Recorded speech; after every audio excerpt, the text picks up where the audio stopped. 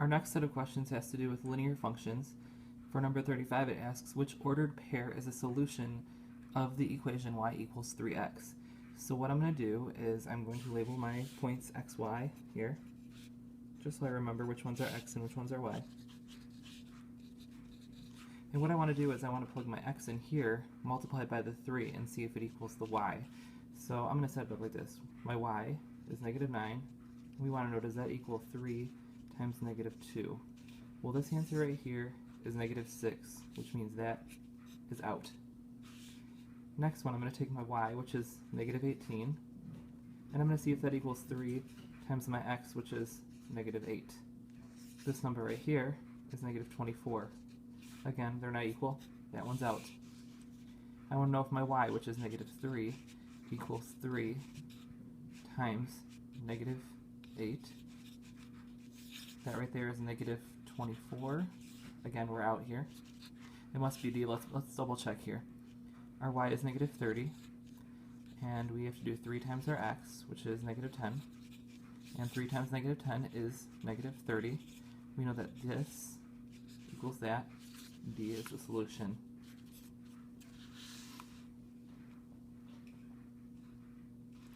They're asking us here, this is the graph of y equals x minus 3. How do I know that? It starts at negative 3. That's my starting point right there, my y-intercept. And my slope is 1. 1 over 1 means I go up 1 over 1, up 1 over 1, and so on and so forth.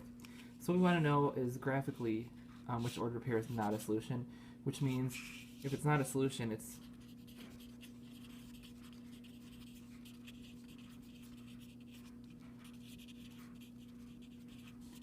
not going to be on the line. If it was a solution, it's going to be on the line. So let's check these out. The point 2, negative 1 means I'm going to go 2 to the right, 1 down. That is a solution, so that gets counted out.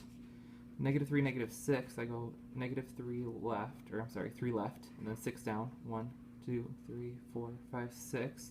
Again, that's on the line. We mark those points there. That's point B.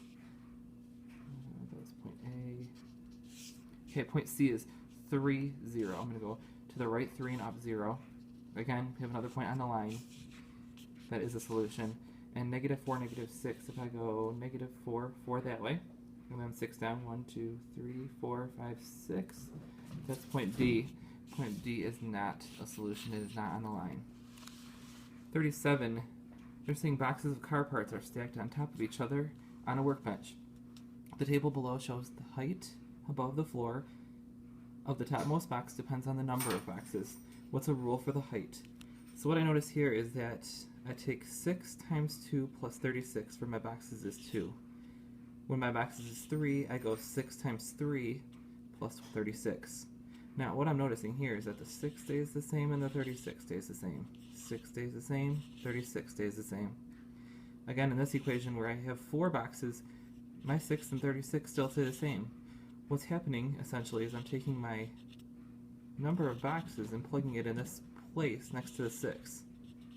So if I want n boxes, instead of plugging in a number like 2 or 3 or 4 to write a rule, I keep those the same, 6 times n, except I do 6 times n this time, because I don't have a number, I have a variable, plus 36. Another way to write this without the parentheses and cleaning it up a little bit would be 6n plus 36.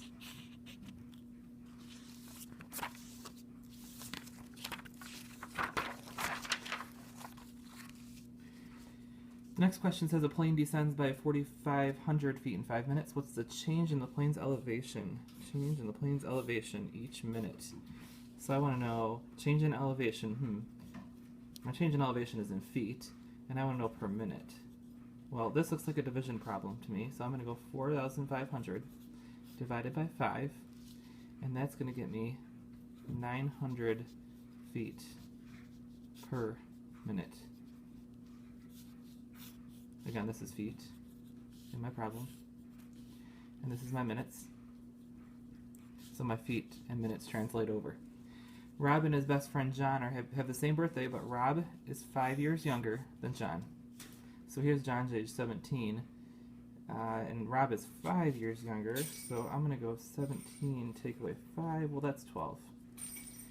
When he's 18, take away excuse me, 18 take away 5, that's 13.